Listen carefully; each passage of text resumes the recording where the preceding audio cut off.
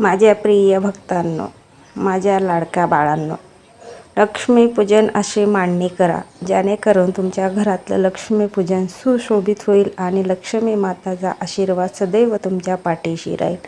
चुकूनही लक्ष्मीपूजनाच्या दिवशी ह्या 3 गोष्टी आणू नका, नाहीतर घरात दारिद्र्य येईल. काचेचं कुठलेही भांडं आणू नका. स्टीलचं, पितळाचं, तांब्याचं भांडं आणाल तर ते लाया बत्ताशांनी किंवा कुठल्याही मिठाईने भरून घरात तुम्ही ते आणू शकतात.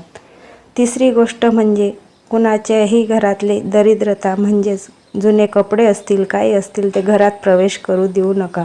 बुटं चपला असतील ते लक्ष्मीपूजनच्या आदल्या दिवशी सगळे टाकून द्या, जेणेकरून तुमच्या घरात ते दरिद्रता सर्व निघून जाईल. आणि सर्वात महत्त्वाचं म्हणजे 1.25 किलो धने घेऊन त्या धन्यांवर तुम्ही लाया बत्ताशे ठेवा आणि ते लक्ष्मीपूजनच्या दिवशी पूजन करा. श्री स्वामी समर्थ.